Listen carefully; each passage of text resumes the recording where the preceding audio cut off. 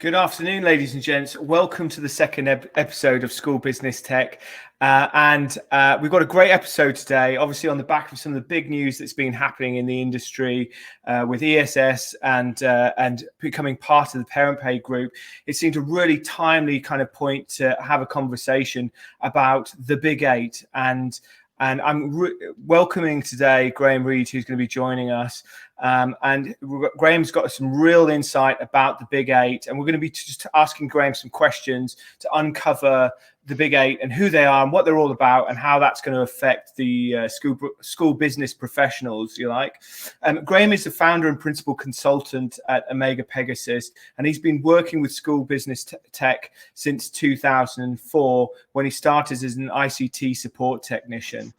Today, he uses his product knowledge and edtech and data expertise to support businesses and grow sector brands.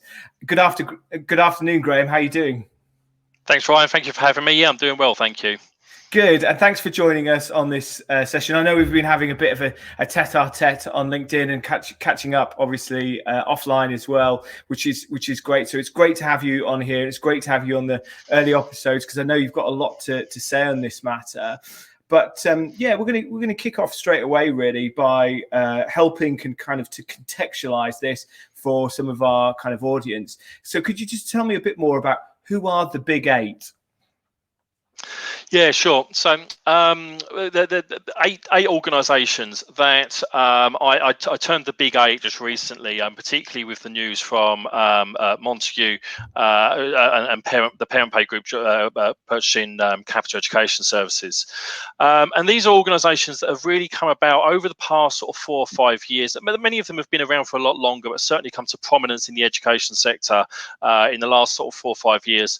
And what they've been doing is they've been kind of buying up, acquiring or merging many of the household names that we already knew about, particularly within the MIS sector, particularly with assessments, and very much so within the administration side of school edtech. So these organisations, I'm just going to, pardon me, I'm going to read from my list, make sure I capture them all.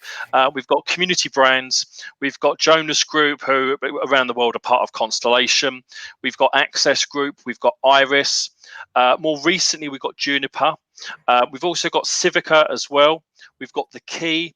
And then with the news in the last week or so, we've got Montague, or as we're going to end up knowing them, the Parent Pay Group within the UK.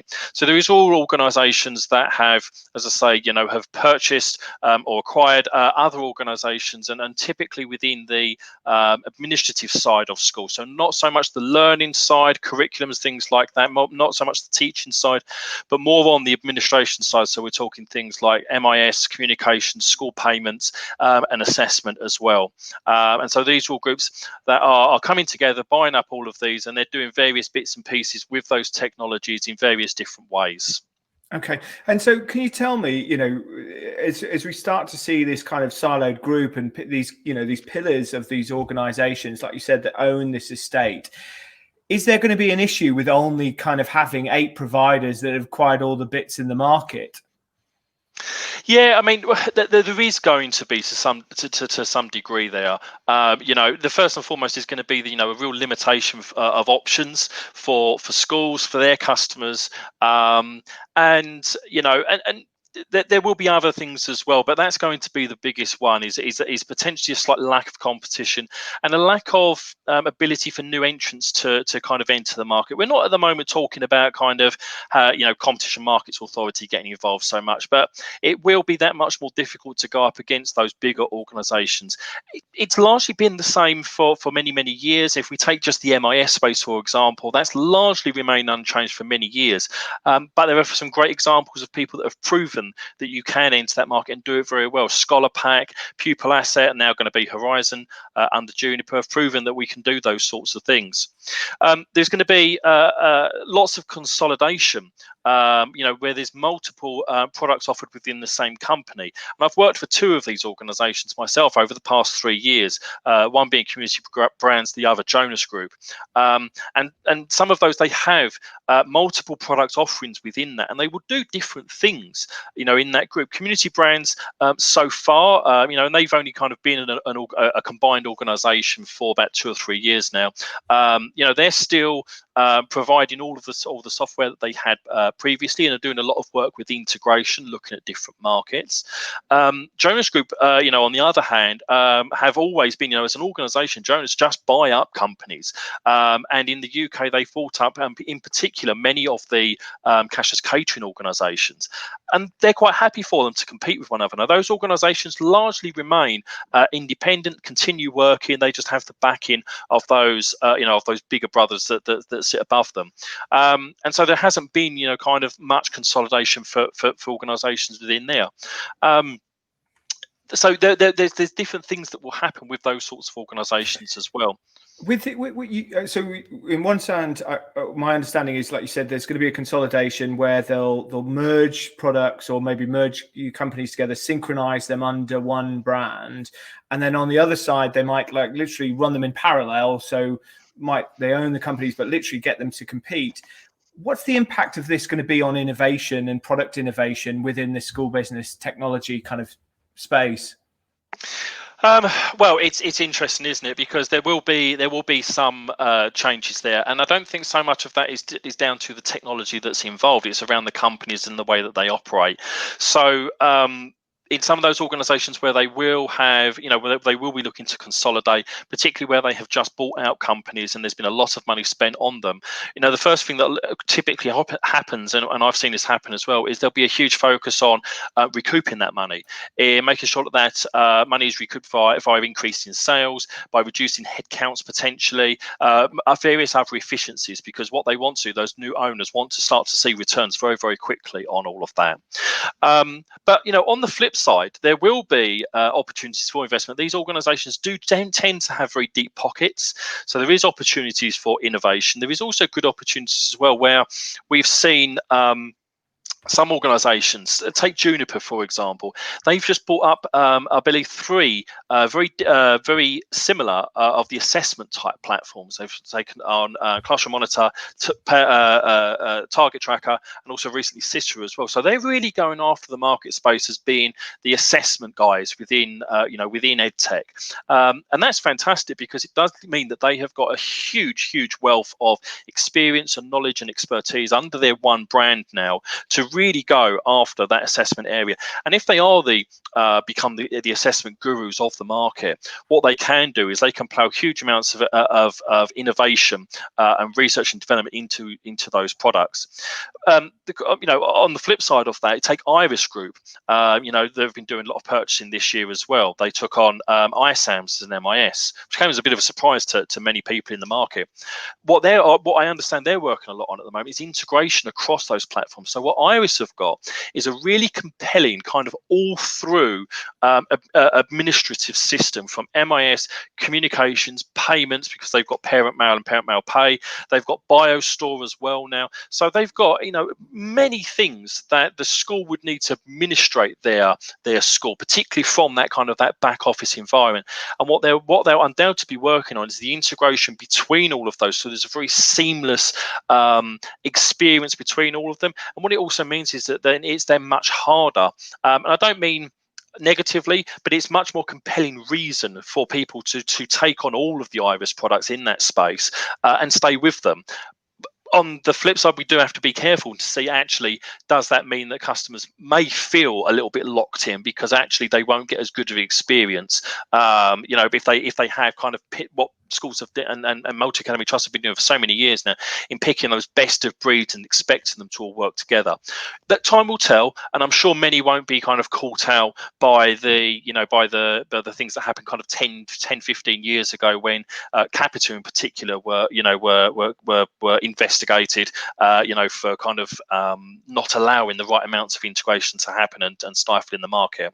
So integrations, you think, are going to be a big thing, either whether it's within the ecosystem of one of these big eight and their systems so that they talk to each other, but you also think integration potentially between cross-platform might also be a thing, because the market might choose. They say, okay, well, I like this finance system from this provider. I want this online payment system. I want this cashless catering platform. I want them all to talk to.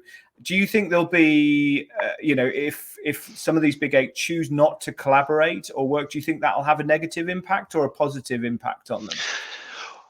I think it's a very interesting time. I think they will have to work together, and it's in their interest to work together as well, because we've almost come full circle here, with the MIS providers in particular always being the big eight, the big nine, the big 10 that we've always had for 15 years now. There was always the expectation for them all to work together with those smaller organisations and those specialists, the communications, the payment systems, the assessment systems. And now we've got fewer but larger organisations looking after more of those individual products. There will be a number of organisations, multi-academy trusts in particular, that will kind of fly their flag against one of those organisations. Worked with some of them, on projects like that in the past. But there will also be, there is a much greater awareness now of wanting to pick the best of breed. There is much more understanding in the market of what all of the products and services are there from all the different players across all the different kind of subsectors, payments, communications, etc. So schools are much more used to picking that best of breed, and because there is an expectation to do that, it's in those the big eight's best interests to make sure that they do continue to do that. They perfectly acceptable, and we would absolutely expect them to be offering even better within their own products and services. Take Iris, for example, they've got that complete solution. I absolutely would expect there to be benefits to taking all of their products over kind of mixing and matching. But what everybody needs to be very careful of is that they don't go the opposite way and be detrimental to making services less poorer than they have been kind of previously. Yeah, no, I couldn't agree more. And I think, it's really interesting, the kind of growth. I mean, one's got a huge amount of coverage this year. Obviously they do a lot of integration with the MIS system, but then they extended that to kind of do the free school meal vouchers. And I know a lot of school business professionals absolutely love that system. Group Call have obviously made their career, from very, very much being part of the Group Call exporter system. So there is that place, isn't there, for those integration tools to support those smaller providers. And finally, just last question from me for today's session. What are your predictions for school business technology in the next 3 to 5 years? What do you think we should be expecting? Well, I think we've got a taste of it this year. I think there will be more acquisitions. I think many more of the small and even medium-sized kind of edtech suppliers across various different sectors will continue to be purchased, will be absorbed. I don't imagine we'll see many more. I don't think we'll get to a big 10, for example. I think we've probably seen the bulk of the bigger purchases that are going to happen. There aren't many other big prizes left on the market space across MIS, across any of the systems. So I think we're kind of there in terms of who those players are going to be. I think we will see that there will be a real mixture of organizations that specialize or focus on particular areas, whether it be Jonas with kind of cash systems and payments, whether it be with Juniper with their assessment systems, or we continue to see this kind of this whole school solution in terms of acquisitions. But I think we'll continue to see lots of acquisitions rather than brand new innovations in that space. But I think as well there will be over the next kind of 2 or 3 years, I think what we will start to see is a much more open kind of marketplace of integration. So what I would absolutely love to see, and I've actually had a few discussions over the past couple of weeks on this, is marketplaces of integrations very similar to what Salesforce or Slack, organizations in the productivity space, this is absolutely rife, of hundreds, thousands of kind of connectors and integrations and tweaks that can be made to these systems and to these kind of whole suites of products that make them better than what they already are. And that's by kind of bolting on, additional systems. And these could be additional systems that in other products from these other big 8 companies. But it enhances better. So again, rather than everybody having to kind of reinvent the wheel each time, actually this best of breed will continue. And when you mentioned Group Call earlier, whereby they've been specialists in the data market space, pulling data from MIS to all these third-party systems, what we will then start to see is all those third-party systems that traditionally have just ingested the information will suddenly then want to start sharing that information back to other providers as well. So what we will have is this, instead of a hub and spoke of data movement, it will be much more of a mesh and a net of information moving left, right, and centre. And I think finally as well, analytics is going to play such an important part.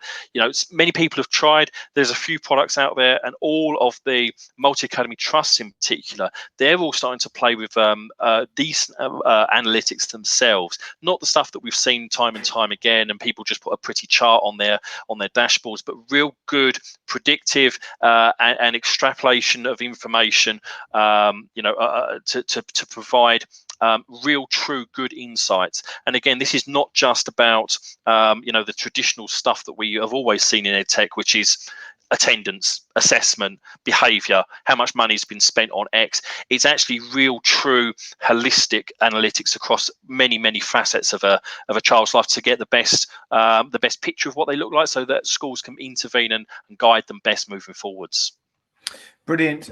Graham, thank you so much for your insight. Honestly, really, really insightful stuff. And obviously, comes from this knowledge comes from a lot of experience, obviously, within the sector.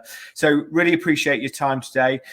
For today's audience, obviously, you can check Graham out on Twitter. Here's his Twitter handle, or you can add him onto LinkedIn, here's his LinkedIn extension. If you want to add me on Twitter, follow me at Ryan H. Green, or again, Ryan H. Green on LinkedIn. If you want to stay up to date with all the school business tech news that we're doing and running this series, search School Business Tech on YouTube.